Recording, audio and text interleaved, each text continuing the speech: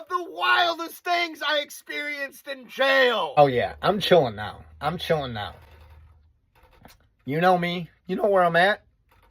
Yes. For some of you, you don't know the difference between jail and prison. Big difference. Jail is county. Okay? County jail. Prison, private corporation. Number 3. Sometimes you got to go to the infirmary. Okay? That's the big word for medical center. Okay? And it's weird because the medical center looks like a hole in the wall, but they'll hook you up better than a free person in the human world without insurance. It's gnarly. We go to the infirmary. Me and my friend, one of the few people I still talk to from jail to this day. What's up, Rigo? My shyster's right there. Oh, go birds. We go to the infirmary. We're waiting. And we see this 19-year-old kid, okay? Because for some reason, when you meet dope fiends in jail, they just want everybody to know that they are the biggest dope fiend and the smartest dope fiend, too, all right? Like, I don't know what kind of flex that is, but this kid's like, yeah, I'm all about, like, I know where to bang it. Like, I know where the good stuff is. I ain't doing no bad stuff. Well, let me ask you a question, or let's say devil's advocate. Why is your shin turning into this gaping genitalia that's showing signs of gangrene and a lot of decay? Dude had this huge split in his shin. Some opioid abusers wind up using something called crocodile, and he shot that up. And now I'm literally looking into like a necrotic human's leg, okay? Dude's alive, his leg is dying. I'll never see anything like this again, and I'll never forget what that looked like when they unwrapped that. All right? And dude wasn't too concerned about it. I'm sure he's living a good life right now. Probably making like videos in his attic. Number 2 would be shout out to Big Dilly. I'll never forget Dilly. I haven't seen him since I've been released with him. I don't think I'll ever see him again. He might not even be alive. This dude was a dope fiend. Used to panhandle off like 290 and like, what is that? Gulf Road? Yeah, like right there. Like 290 Gulf Road. Pretty much that area, like over by Woodfield Mall. And like, this dude was like 6'5", 300 pounds. But the goofiest guy you'll ever meet. Like, he makes me look sane, damn it. He made me look like a genius. He made me look calm. That's how wild that guy was. And we were boys, dude. Like, completely opposite, like, body types and aesthetics. I love that guy. And we were homies, okay? People hated him because he was so obnoxious. People found me calm compared to him, okay? I don't gotta iterate on that anymore. But, like I'm saying, dude's a little goofy. Dude's a little off. He has nothing lined up for him in life. He actually was cool with being locked up because he had a place to lay his head and a guaranteed meal at the end of the night. And you gotta respect that to some point. Dude's a little weird. I'm in a dorm, like a 20-man, like, big pod, and he's in the one next door. And he started being all goofy and weird. And I love him for that. Please do that. But somebody didn't like that. His name was Adrian, okay? And I don't care about Adrian. That's why I'm saying his name. I'm not protecting him. I don't know this guy. And if by some chance he's seen this video and got pissed, pull up like a potty training a child. Like, for real, what are you going to do? Probably something like what happened to you. Which would be, that was his first time getting locked up. He thought he knew a lot, okay? And don't be arrogant. Don't be, like, big-headed your first lockup. This is what'll happen to you. So Adrian lets Dilly know that He's weird. He's garbage. He's a dope fiend. Nobody loves him. Nobody cares about him. And he's going to die in the streets. Now, Dilly, his heart was fitted for a man that size. He had a big heart. Adrian broke it. So you know what Dilly did is he lifted up his tree trunk of a freaking leg and ejected it right in Adrian's face. And you know what Adrian's face ended up catching? Was the steel phone on the wall. Like literally boom, like right into the wall. Okay? Those guys that were rooming with them told me about this too, by the way. And some of the COs too. Dude, COs don't care. They'll like shoot the shit with you sometimes. Adrian's face gets kicked and then catches the steel phone. He drops to the ground. Dilly finishes him off entirely. And we hear the ruckus. I look outside the windows, okay? Like these window slots, like high up. I'm looking through those, like, whoa, what's going on? And I just see Adrian, like, getting hauled off by two guards. He's knocked out. And he has a snail trail of red stuff. Okay. And I'm like, what the heck's going on here? And I see my boy Big Dilly. He's huge, dude. They got like 5 COs like dragging him, ripping him through the hall. And all he's saying was his quote. That was his tune. We had a joke, like an inside joke between me, him, and a couple other goofies, where we'd say, and he was screaming this too at the top of his lungs.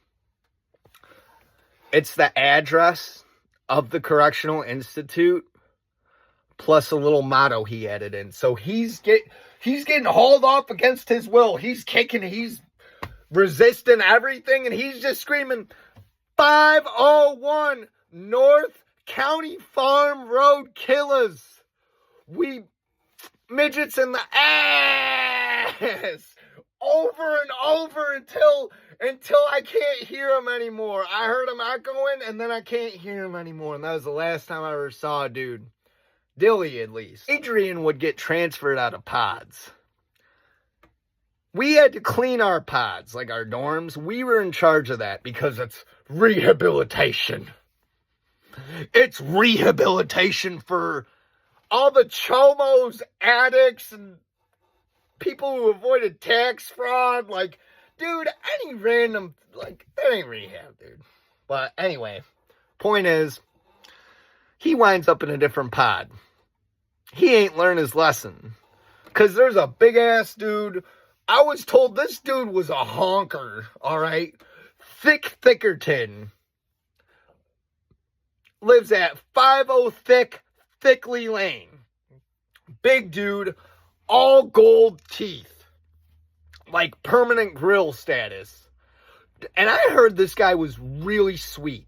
Deep down. Really sweet guy. I didn't know this guy's name. I never met him. But I guess he asked Adrian if he could borrow some sanitizer. Adrian, you know, they told me his eye, he looked like a beta fish at this point. Like his eye was just, and it had calmed down a little bit. Time had passed. He's still missing a couple teeth. But he wanted to hold his own. He wanted to let everybody know that he wasn't to be fucked with. Don't do that, by the way. Never do that when you get incarcerated. Just be you. Seriously, just be you. You're better off with that, okay? He wanted to let everybody know that he was hardcore. And he wasn't going to get stepped on. So he told this guy, you know what, dude? Pop off. If you know what's good for you. Or do you want some of this? And by the time he ended up saying at the end of this, yeah, like, they said the other eye made him a full-blown beta fish the way he got knocked the fuck out. Because I'm telling you, I go in there acting a damn fool. And I have people on here from there, and they will tell you, yeah, this dude was acting goofy. Cullen was acting goofy in there. Cullen was farting in people's faces. He was, like, playing tag. Like, we were playing TV tag in there. Seriously. I showed people, Oh Brother, Where Art Thou? That was a movie that almost got skipped. Number one. First time I get locked up ends up being with my classmate's uncle. And that ended up, like, being cool. And, you know, I was worried. But everybody treated me well. Showed me the ropes about getting locked up. Nobody did me any dirty in there. That's what I was in there for. It's because I got caught with an eighth of weed within 1,000 feet of a school. I'm in the holding cell, and 3 dudes come in. Very polite gentlemen. They were doing what they had to do to survive. And they let us know that they had a opioid dependency towards liquid cough medicine, and that they were currently going through withdrawal. So respectfully, please keep your distance, because we are about to become nauseated and vomit all over the place. So we don't want anybody to get caught in that crossfire. That's love right there. I know some of you guys are like, oh, that's what you call love? Like, yeah. When you're at the dirtiest of your dirty and somebody's like, hey, we're not hating, we're just anticipating. All right? That being said, they told us why they were there. They were selling stuff that I'll call horse. All right? I mean, it makes sense. Opioid addict selling an opioid, right? Hand in hand. It makes sense, right? Old ass white dude walks in hours later. He's got like hair, like silver strands of hair down to his ass. And they're like, hey fam, this dude we served before they backdoored us.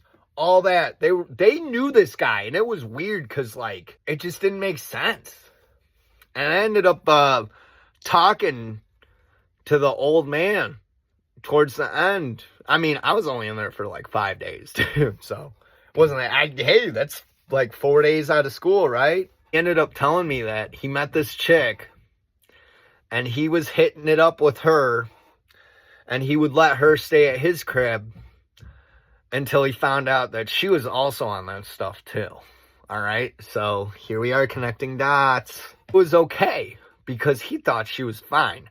That's where I'm like, this ain't making sense, but whatever. Like, hey, you're a grown-ass man. Do your thing. I still live with my parents at this time. He didn't care that she was a doper. Go for it. But then it started becoming an inconvenience when he would wake up the next day and his whole living room would just become a shooting gallery. Yeah, that's what they call it when you let people bang that stuff in your house. It's a shooting gallery, you know, like a shooting range type thing. And he got sick of that, so he started calling the cops on her. And now this is all speculation, supposedly stuff, because I have no proof that this did or did not happen. But from what he tells me, this man told me that he would call the police. And eventually he would find the Carpentersville Police Department at his house, snorting it with her. Yeah, the horse stuff. And he would walk in one day and catch them, and they didn't like that. And the girl he was banging at that time would be like, yeah, that's the guy who shoved like an electric toothbrush inside of me. He totally essayed me with various toothbrushes. And that's why he was in there. Now, he claimed that was all speculation. And that because he was a homeowner, it was very important that I call his neighbors and I have them check his mail and I ask them the status of his home. Okay? And that I give them his, like, information. Because you got, like, ID number in there. You got, like, contact information when you're locked up that the outside may not have if they're not looking you up. It all depends on, like, your resources and how you're going about it. But he encouraged me to call these numbers, ask these questions, and give them this information. And I really did do that, because sending kites is deep in there, man. If you're limited on resources, funding, commissary, whatever, dude, sometimes you don't know what's going on the outside world. All right? Hey, that's how I got into Friends, the show, because that's all they were playing. Even if I couldn't hear it, they had subtitles on. So, bam, bam, bam, bam, bam, bam, bam. I would follow up for this man. And, yeah, I would call his neighbors, and they're like, yo, dude, his mailbox is, like, impregnated with mail, and there's like freaking like 4 cars in his driveway and like 10 on the street, and his lights are never off. So I'm like, now knowing that, I don't think dude was like full-blown lying. He might have had like a little cap to some of those traps, but like at the end of the day, I really do think that he was taken advantage of by some dope fiends and totally screwed over at the end. I don't know how much of his story was true, but there was definitely enough light for me to see, okay?